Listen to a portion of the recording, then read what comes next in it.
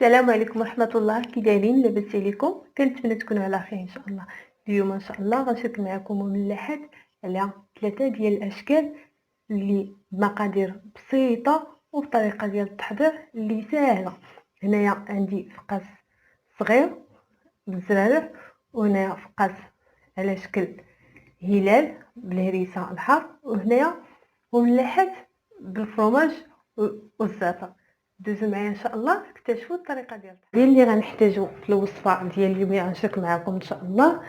غنحتاجو 2 فرماجات والزعتر يابس، غنحتاجو معلقه صغيره هريسه الفلفله حاره، واحد ضمه ديال الثوم، راس معلقه ديال ابزار، نحتاجو كاس ديال زيت العود، كاس الماء، وكاس نص كاس ديال السكر سنيده، والدقيق على حسب الخليط. في الزراري غنحتاجو حبه سوداء او حبه البركه، غنحتاجو ملافه الزرع، كل زرع حاطه منه معلقه صغيره، معلقه صغيره جنجلان، معلقه صغيره ديال زريعه الكتان، وهنايا 2 بيضات، واحد الساشيه ديال سكر فاني، واحد الساشيه خماره حمراء، وقريصه الملحه، وهنايا عندي الخرقوم البلدي. غندوزو ان شاء الله لطريقه التحضير ان شاء الله. غنبداو بسم الله. غندير 2 بيضات، ندير البيضه الاولى، البيضه الثانيه، نخلطهم. بالنسبه لهاد المملحات اللي غندير انا هنايا المقادير، انا قلت لكم كاع المقادير اللي غنحتاج. اما بالنسبه للعجين انا غنقسمها على ثلاثه ديال الادوار. غندير هنايا نص كاس ديال السكر مع خلطو مع البيض. كيف لاحظتوا انا هنا في المملحات او في القريشلات اللي كندير دائما كنخدمهم بزيت العود، كيكون مذاق مختلف. من بعد ما خلطت البيض مع السكر، هنايا غنزيد واحد الساشي ديال الفاني. ضروري كنعرفوا اننا الا خدمنا البيض كنديروا ساشيه ديال الفاني.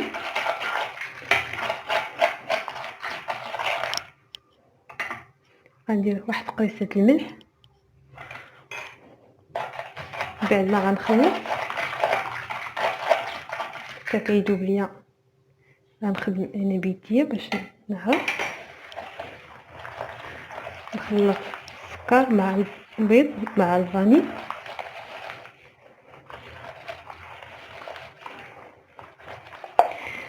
انا المملحات ما كيخطاونيش في الدار، قلت اليوم بغيت نديرهم، قلت نشاركها معكم. هكا كيعجبوا الدراري الصغار، وكتكون عندنا شي حاجه كنحطوها هكا مع كاس ديال لاتاي. غندير كاس ديال الماء، لا عندي هنا ماء عادي، وغندير واحد معلقه ديال الخرقوم البلدي. هذا الخرقوم البلدي كيعطي واحد اللون زوين للعجين.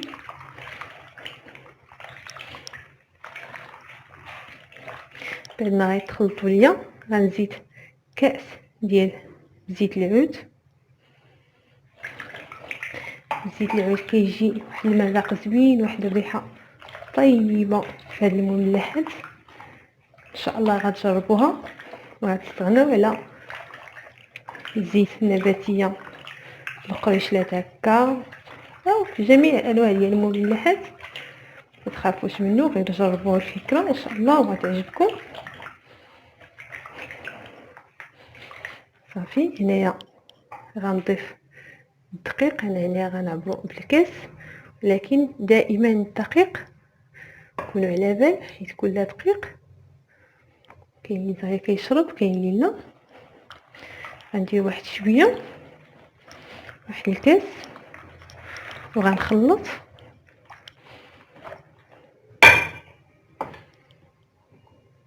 نحاول نعمل الكاس.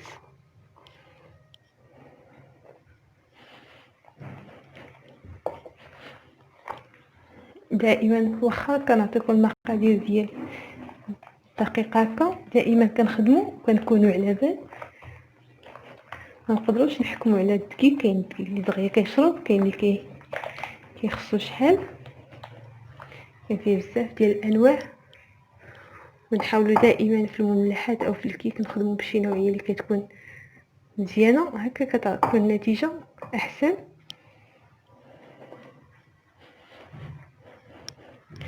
انا غنكمل ان شاء الله ندير الدقيق ونقول لكم ان شاء الله شحال من كاس هنايا خدمت باش ما يجيكمش الفيديو طويل. من بعد ما جمعت العجينه ديالي غنزيد واحد نص معلقه ديال خماره حمراء، غير نص معلقه، معليش ندير بزاف. هنايا كيف كتلاحظوا العجينه باقي جايه، خدات مني 4 الكيسان ديال الدقيق. غندخل فيها هاد الخميره، كيف كتلاحظوا انا باقي مازلت ليها الدقيق، حيت غنقسمها كما قلت لكم، نقسمها على 3 هكا. بالنسبه للعجينه الاولى غندير فيها الزرارع وغندير الدقيق وغنجمعها، نحاول بشويه باش كل حاجه تبقى بالنكهه ديالها. تقدروا ديروا تزيدوها حبات حلاوه والنافع، اي حاجه عندكم. انا اكتفيت غير بهاد 3 الزرارع. غنجمعها، نحاول ندخل فيها هكا، غنزيد واحد شويه الدقيق وانا كنجمع في نفس الطريقه بحال هكا. نحاول نخدمها وانا كنجمع وكندخل الزرع في الوسط. شوفوا حتى هي تجمعات ونسجلوا فيها هاد المكونات. غنزيدها واحد شويه ديال الدقيق، غنجيب الطيب غنحط فيها العجينه الاولى وغنمشي للكره الثانيه.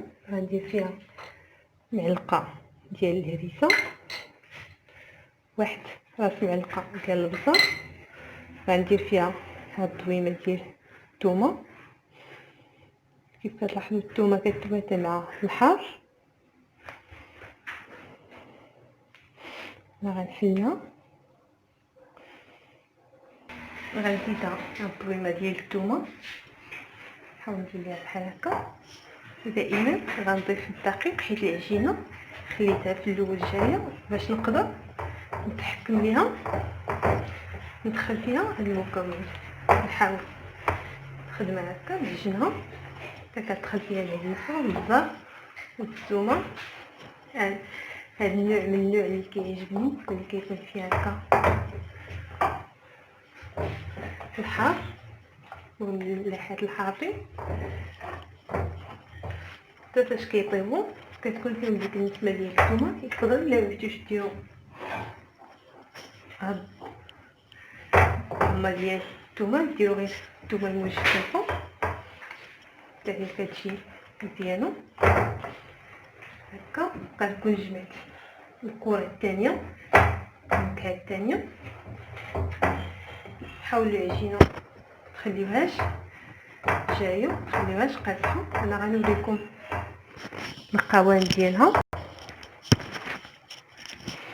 كتلاحظوا هكا العجينه كتكون رطبه وفي نفس الوقت شاده براسها. غندير الكره الثانيه، قالت لي الكره الثالثه غندير فيها الفرماج. كيف كتعرفوا ان الفرماج كيتواتى مع الزعتر. غندخلها وغنشد واحد شويه الزعتر هكا نحكو في يديا. نزيد واحد شويه، واحد معلقه صغيره، وغندخل فيها الفرماج والزيتون. كتلاحظوا كاع هاد المكونات كيتواتاو مع بعضياتهم كيجيو مذاق رائع. هما دخلت فيها الفرماج بعد غير كينسجم مع كانش عندي في الثلاجه حيدو، الا كان عندكم في الثلاجه خليوه ياخذ غير الحراره ديال الكوزينه. غنحاول نجمع هاد الجوانب ديال القصريه في نفس الوقت كنزيد هكا الدقيق باش تجمع ليا العجينه وتعطيني القوام اللي بغيت. دغيا كتنسجم ليا العجين، نحاول غير هكا باش ندخل فيها داك الفرماج. وانا كنزيد الدقيق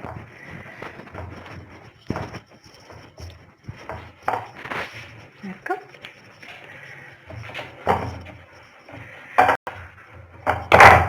خصني واحد شويه. الفرماج كيعاود يجري لينا العجين صافي. هي تجمل، شوفوا العجينه ما قاصحاش في نفس الوقت كتكونش جاريه. هنايا انا غندير ليهم كاملين البلاستيك الغذائي ونرجع لكم ان شاء الله. من بعد ما كملت العجينه ديالي هكا قسمتها ودرت ليها هاد البلاستيك الغذائي باش تبقى العجينه طريه ليا. غناخذ العجين الاول اللي فيه الزرع غنديرو على شكل قطات صغار، غنحاول نحلبلو بحال هكا نقسمها على جوج. في هاد المرحله اللي بانت لكم العجينه رطبه ممكن تستعملوا الكيك. انا هنايا عندي هذيك، انا غنشكلها حليبلات بحال هكا. حاولوا نتوما كتحربلوا باش ما تشق لكم العجينه كتحربلوا وفي نفس الوقت كتجمعوها هكا بين صباعكم هكا. انا غنحربل هاد العجين ديالي كامله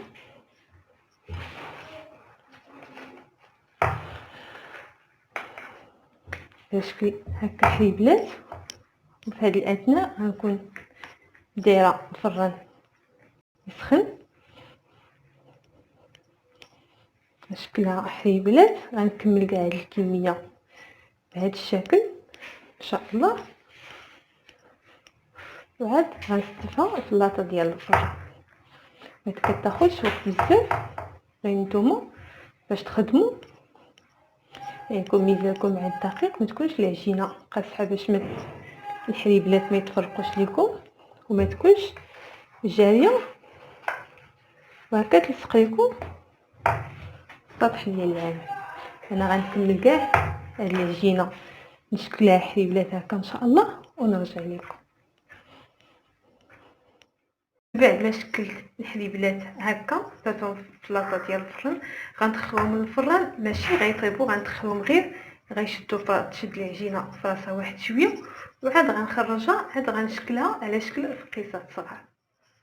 من بعد ما دخلت العجين الاول للفران غندوز العجين الثاني. هنا عندي الورق ديال الفران، هذه هي مملحه اللي كتكون حارين اللي تقول هريسه.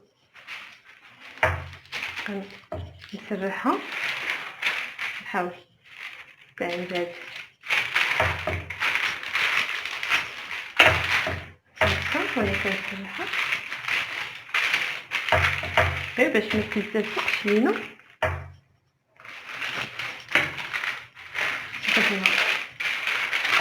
هكا ولا كنسرح فيها. هنايا عندي انايا واحد الماشين، نتوما يقدروا تستعملوا باي ماشين عندكم. نحاول ندير لها هو كيعاوننا ولا كندلك فيها. نحاول نبسطها بهاد الطريقة.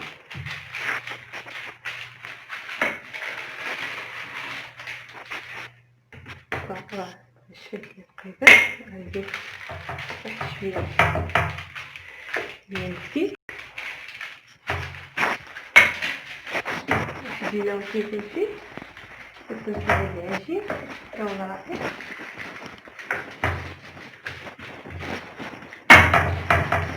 انايا هاد الهريسه باش خديتها الا عقلتو واحد الفيديو كنت نعاود الطريقه اللي كندير بها الهريسه في الدار. حاولت تسرحها حيت انا ما بغيتهاش، بغيت هاد الملحات يجيو لي غلاظ، كنجيني شنو هكا رقيقه. حاول تسرحها حتى كنستعملو العجين السمك ديالو يكون رقيق هكا كيجيونو.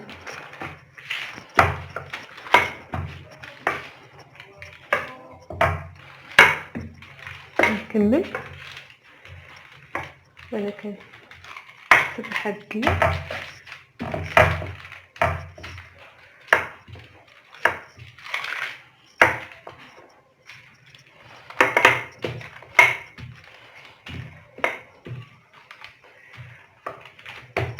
صافي انا غنستافد بها هاد المقدار هكا، وغناخد عندي هاد المرشم صغير اللي كنخليهم خاصين كنديرو بهم هكا المملحات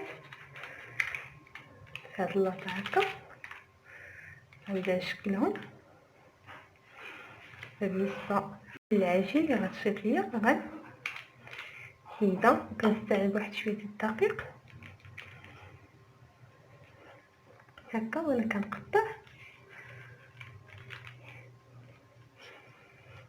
كنستعمل بهذا حيت كيجيوني مملحات صغار.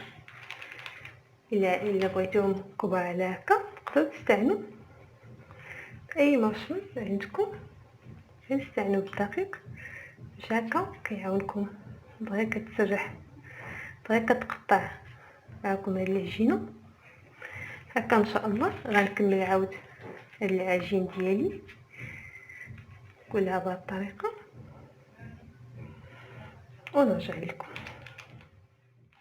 هذه العجينه الثالثه ديال الفرماج والزعتر حتى هي غنبسطها. بسم الله. ندير واحد شويه الدقيق وغنشكلها بهذا الشكل دائري، هذا المارشميل على الشكل دائره. غنسرح العجين. العجينه راه كتكون فنه وطريه وراه دغيا غتخدموها. كتلاحظوا كيبان فيها الزعتر. هذه العجينه دائما نحاولوا نشكلوها تكون رقيقه. المملحات كيجيو رقاق، خاصة فيهم صافي الملحة ديال الخميرة، يعني ما كيتسلكو لينا شوية.